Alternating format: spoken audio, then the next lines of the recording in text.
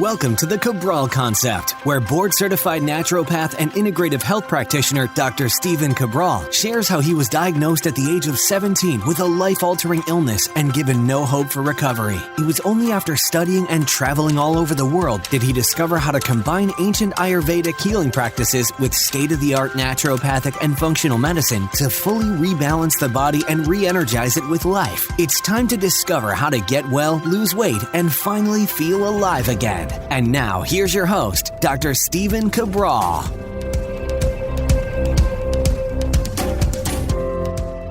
Hi, everyone, and welcome back to the show. As always, I want to thank you for taking the time to tune in each and every day to the Cabral Concept, where it is our mission to empower you to take back control of your health. It's always been my goal to be able to share with people the exact ways to figure out their underlying root cause health-based issues, whether it be mental, emotional, spiritual, or physical, and be able to work on those so that they're able then to go on and live the life that they want. So for me, it's so much more than just helping someone with migraines or Hashimoto's or rheumatoid arthritis or high cholesterol, high blood pressure, you name it. The goal is to figure out what's going on that allowed this particular dis-ease of the body to happen. And if we can figure out what filled up the rain barrel, which means what toxicities enter the body and weren't able to come back out, and then what deficiencies didn't allow the body to have the strength in order to fight these things off, well, if we're able to do that, we're able to transform lives. And really, that's what we've been now working on for the past 20 years in my private practice. Happy to say that we've reached now hundreds of thousands of people. And it's been a really exciting journey. And today, I'm tackling a topic that many people have written in about, and they want to learn more about how to rewire that sugar craving circuit. And the reason why I call it a circuit is that you'll begin to find out on this particular show that it is actually a circuit and that it is actually wiring. It has to do with that autonomic nervous system or the feedback loop within our nervous system. And believe it or not, it all starts in the gut. So what I want to do is I want to share with you, yes, there's issues with obviously sugar and all of these things, but it goes so much deeper. And how does it affect your actual mindset? How does it affect your overall cravings? And then those cravings, well, they lead to then weight gain, or they lead to then a crash in energy, then they affect your sleep and they affect your mood. And there's so many downhill-based issues that come from, well, and just one is eating some sugar, right? So it's like a lot of people in our practice, whether you want to call it a flex meal, a reward meal, a cheat meal, whatever you want to call it, that's up to you. I don't care the semantics about the naming. What I really want to talk about is that some people, they can't do that cheat meal. They can't do that flex meal. What happens is when they eat it, it really throws them off for the next day, 2 days, or maybe even longer. And they start craving sugar immediately after that. Well, why is that? Let's talk about that today. Let's figure that out. So when it comes to this, there's two parts. The first is an actual rain barrel issue, an actual toxicity issue. And the second part is the actual wiring for how our gut works and why some people are a little bit more predisposed to these cravings than others. So I want to share that with you today. The very first part I want to go over is, I would say, more or less the simpler part. I know it's not simple, but this is what we've been helping with, practitioners, other doctors, of course, people in our private practice for many, many years. And that is, well, it's with our digestive-based protocols. So here's how it works. A lot of people, they take antibiotics, or they've used birth control, or they've consumed a fair bit of alcohol. They've eaten a lot of fried foods. They're super stressed. They drink tap water that has chlorine in it, any one of these things. Well, what happens is they start to destroy some of the gut microbiome. And what I mean by that is they start to blunt some of the villi, which help to manufacture the B vitamins, which helps with stress, etc. But what also happens is that we start to remove a lot of that good bacteria. And as we remove a lot of that good bacteria, what happens is it does not kill yeast. So I want to repeat that. When you take antibiotics, you're killing bad bacteria and you're killing good bacteria. That's not a good thing, but you hope that afterwards that the good bacteria starts to regrow just as fast as that negative base bacteria. And remember, all bad bacteria isn't necessarily bad. Remember, we always need some of that E. coli, believe it or not, because that helps with the manufacturing of certain B vitamins as well. So we need some of that bacteria in there. There's no doubt about it. But we don't want the Clostridium difficile bacteria to begin to overgrow. And you can see that if you run something called the Candida metabolic and vitamins-based test, you're able to see if that's overgrown because of antibiotics. But the bigger thing is this. When you take an antibiotic, again, I always say this, but it's still nonetheless true. In the medical literature for medical doctors as well, it states that if a patient gets antibiotics, they should also be given something called Saccharomyces boulardii. And when I read this about a decade ago, maybe 12, 13 years ago now, I don't even know what year it is anymore. The interesting thing was this. I said, that makes total sense. And, of course, once you hear it once, you're like, oh, well, of course that makes sense. But you have to hear it that first time. And basically I said, well, of course they should be recommending this non-pathogenic yeast, which is called Saccharomyces boulardii. Make sure you don't confuse that with Saccharomyces cerevisiae that you see on a lot of food-based, and I put food in air quotes. People are like, how come you don't recommend this food-based nutritional supplement or vitamin? And I'm like, well, it's made from yeast. And I'm like, I don't consider yeast a food. I consider it essentially a nutritional supplement. I consider it something that you add to baking or you add that you want to get B vitamins from. But yeast is a fungus, and it's not something that a lot of people do well in my practice with. And that's just the way it is. Some people do totally fine. Some people add nutritional yeast or brewer's yeast or whatever it might be to their smoothie, and they do great. And again, more power to you if that works for you. And I have no problem with that at all. So here's the thing. It's not always an all for one, but what I can tell you is this. When you take antibiotics or you've used certain products that I just spoke about before, you can wipe out the bad bacteria, you can wipe out the good bacteria, but what happens is it does not affect that yeast and candida overgrowth as much. Now, again, we need some yeast, we need some fungal, and we need some candida in our gut. It's supposed to be there. But what happens is when we use the antibacterials, it's then allowed to flourish. Because as you're wiping out the bacteria, the yeast is like, oh, wow, look at all this extra space.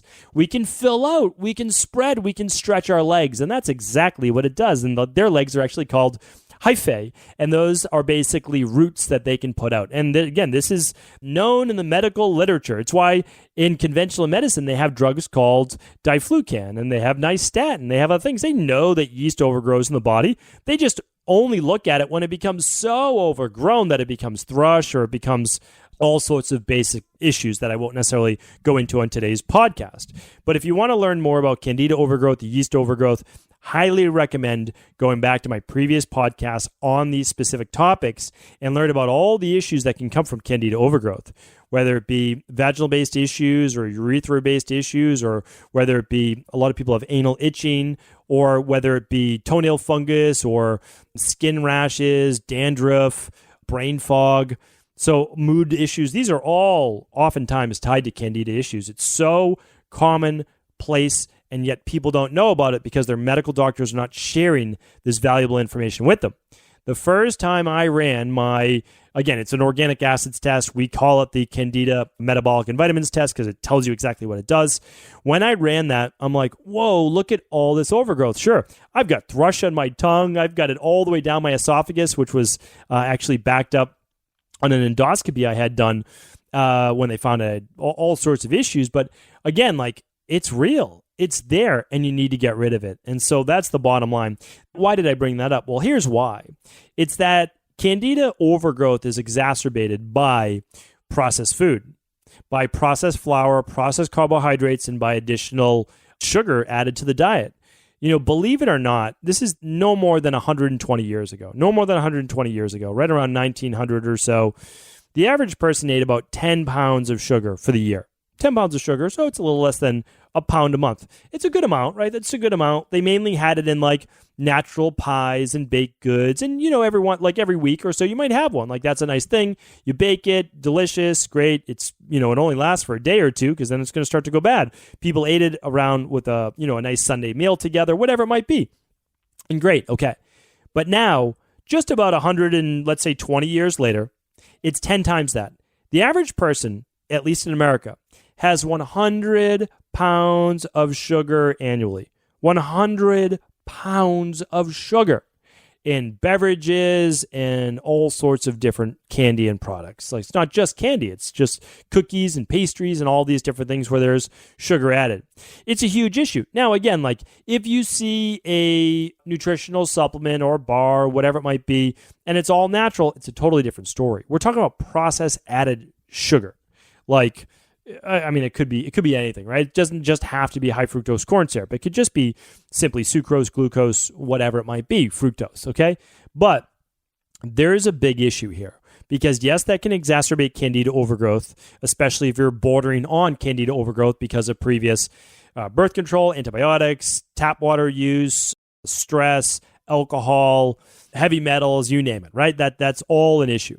But the second part is this. And this is what I want to go over today, because this is the rewiring, right? So you rewire the sugar craving by getting rid of candida. That's one. But what if you don't have candida overgrowth and you still have cravings? That's what we want to go over today. This is really, really interesting. And I want to quote a specific study. This was done specifically, the doctor's name was Zucker, Zuker. I hope I'm pronouncing that correctly to give the right person credit. It was done out of Columbia University. Dr. Zucker is a neuroscientist there. And so they equated this study to basically sweetness on your tongue is something that most of us like the taste of.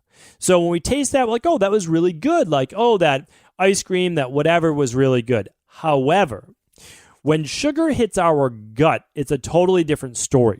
Previous to this study and this research, we used to believe that sugar in the mouth activated the sweet taste bud receptors on the tongue, right? We thought that they activated a signal that says, we need more sweet, we need more sweet, we need more sweet. It's a little different now. Now we know, and I'm going to actually read this specifically to you because I want to be able to get this great research to you correctly. Now we know it's actually when the sugar gets to the gut. So what happens is these artificial sugars trigger the taste for more sugar. But when real sugar hits the gut, and we're not talking about fruit sugar, I want to make that clear. When processed sugar hits the gut, that is when the signals move from the gut through the vagus nerve to the brain. And that is when these cravings start to get stronger and stronger and stronger. So I want to go over it right now. I'm going to read you it specifically, and then I'm going to give you a real world take, right? So this is it. By visualizing brain activity when the rodents, so this is basically done on mice studies, but humans have the same pathway, consumed sugar versus artificial sweeteners or water, the researchers for the first time identified the brain region that responds solely to sugar. The caudal nucleus of the solitary tract, the CNST, found in the brainstem, separate from where mice process taste. The CNST is a hub for information about the state of the body. The path to the CNST, the team determined, begins in the lining of the intestine. This is the gut.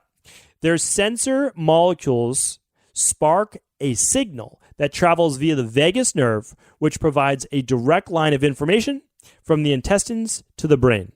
The gut-to-brain circuit favors one form of sugar, glucose, in similar molecules. It ignores artificial sweeteners, perhaps explaining why these additives can't replicate sugar's appeal. It also overlooks some other types of sugar, most notably fructose, which is found in fruit. Glucose is a source of energy for all living things. That could explain why a system specificity for the molecule evolved, says study lead authors Hugh E. Tan and Alexander Sisti, who are graduate students in Zucker's lab. Okay, what does all of that mean? Well, let's go over it. So basically, I've read the study in full. I'm going to link it up for you today as well let's give you the podcast number today if I haven't done that. Head on over to StephenCabral.com/1580. That's StephenCabral.com/1580 for today's show. And then also all podcasts can be found at StephenCabral.com/podcasts. So, okay, what does this mean? Basically, what they did is they have, like usual, mice are used in research, and that's because there's a lot of similarities between how mice work, how their bodies work, how their brains work, their minds work, and to humans, of course. Once we see that something works with mice, well, then human studies can also be done. So let's look at it this way.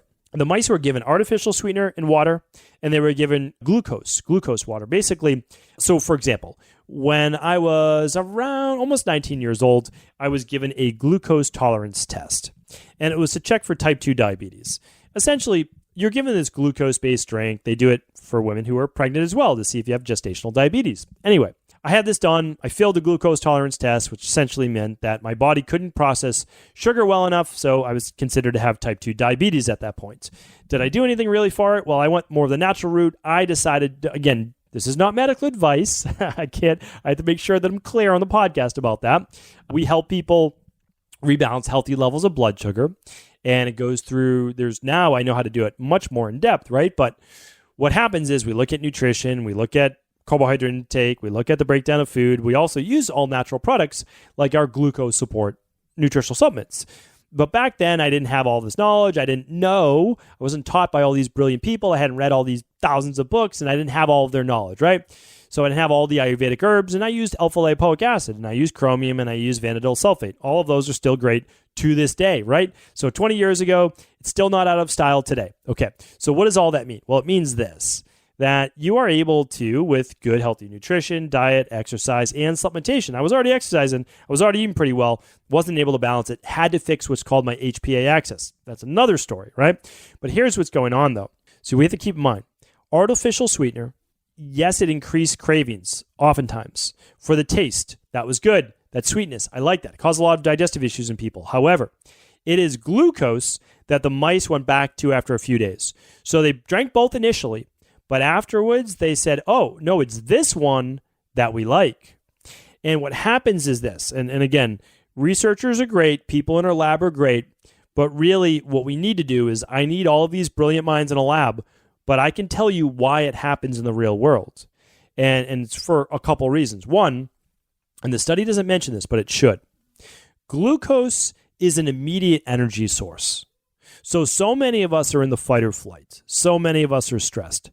Glucose represents immediate energy for you to use while stressed, and glucose also helps to calm the central nervous system. So what we want to understand is this. One, we know carbohydrates are the only food that truly calm fight or flight in the central nervous system. Now, the other part is this, that glucose, when taken in, if not used as an immediate fuel source, can spike blood sugar. And does spike blood sugar in most people, especially if it's in isolation. Like if you're just drinking sugar water, for sure it's going to spike it because there's no fiber attached to it. If we're just talking about processed foods or very little, there's no protein, there's no fat, nothing to slow it down. Okay, so what happens next? Well, you spike insulin after that. You don't spike it, but your pancreas produces more insulin. And that's a good thing because in a healthy body, the pancreas will shuttle that glucose into the cells. And great, we can use it. But whatever isn't used, a lot of people overlook insulin's job as a fat storage hormone.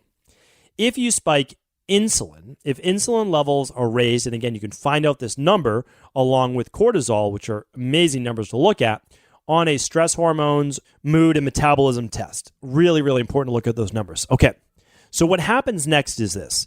When insulin is spiked and you don't need to fill up any more glycogen in the liver, your muscle glycogen levels stores are filled because you haven't been exercising recently or whatever it might be. Okay, here's what it does. It puts on more body fat. Well, body fat to you and I might be like, well, that's not a good thing. I don't want to add more body fat. I don't want to add more fat around my midsection, especially right around my belly. But here's the thing. Hundreds of years ago, thousands of years ago, that was not looked at as a bad thing.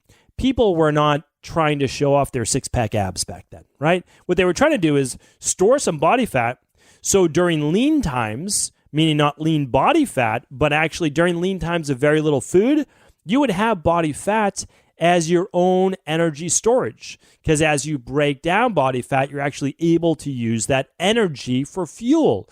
So it's hardwired into our genetics, into our DNA to crave sweets, to crave glucose.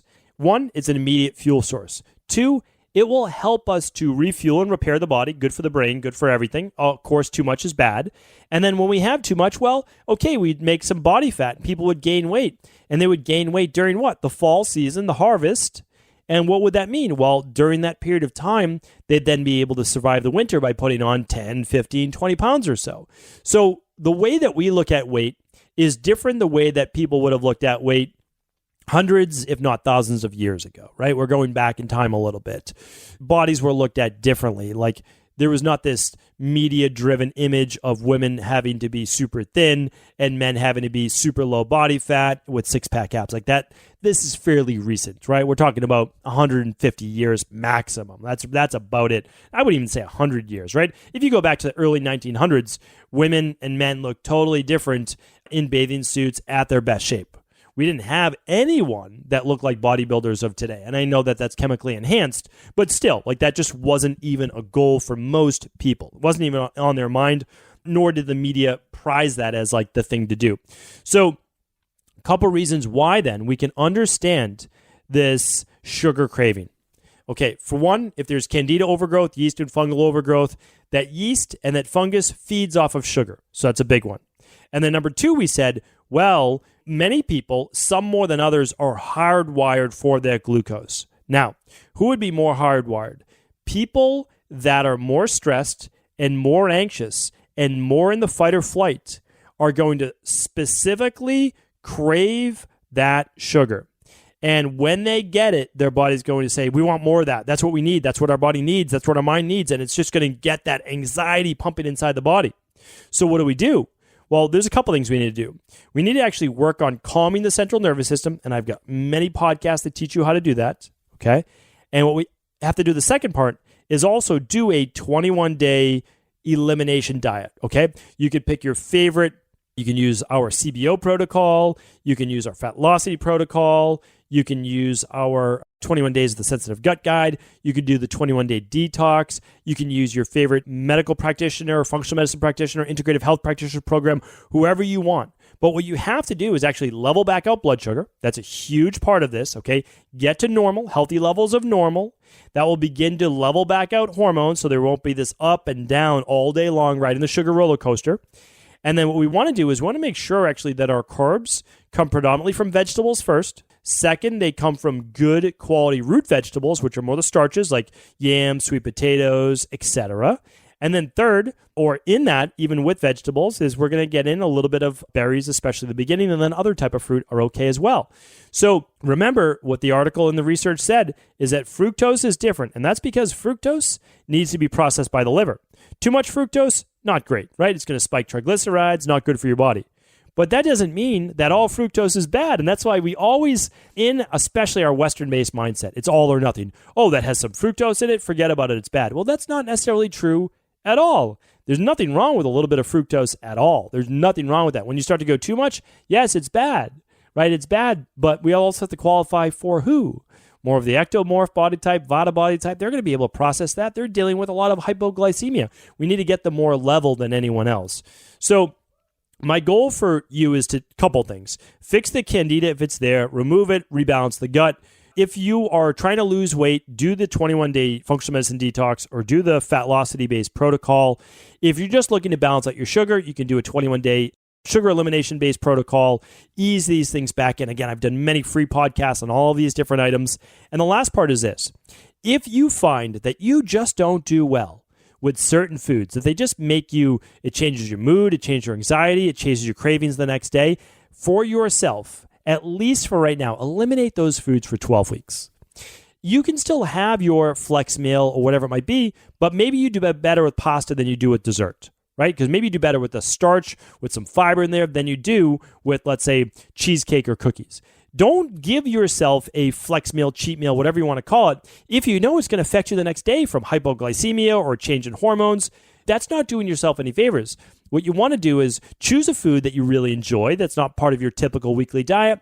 Make that a once-a-week thing after you've done your 21-day. But just make sure that those foods aren't dysregulating your hormonal and endocrine system that would lead you to even greater cravings and potentially it is this candida-based overgrowth. So hopefully this was helpful today, really trying to show you how to rewire this sugar circuitry and also give you an inkling as to why this is happening in the first place. It's not necessarily wrong. It's not necessarily that our bodies are broken, but here's how they're programmed, and here's how we can rebalance them to a much better level. So thank you so much for tuning into today's show. Appreciate you. And as always, if this show was helpful, please do feel free to share it with anyone you believe it could serve. Take care, everyone. Are you ready to heal yourself and then go on to heal others? If so, the Integrative Health Practitioner Institute can help you discover proven functional medicine protocols that blend the best of 7 different healing disciplines from around the world. I personally share with you the exact handouts and protocols I use in my private practice that enable people to get well, lose the weight, and live longer, stronger. I want to pass this information on to the next generation of health coaches, and that is exactly why I created IHP. We are the future of the health coaching industry, and the skills and knowledge you will learn will make you an in-demand certified health coach anywhere in the world. Although we have many medical professionals taking the IHP certifications, no experience is necessary, and half our members have no previous health certifications. At the Integrative Health Practitioner Institute, our motto is a health coach in every home. Our goal is that you take this knowledge and then share it with family, friends, loved ones, your community, or in a practice where you create a career you love and can be proud of. The global IHP community is filled with some of the most kind and caring people in the world, and we can't wait to welcome you into our world soon. For more information or to set up a discovery call with one of our IHP Health Coach graduates, simply head over to integrativehealthpractitioner.org.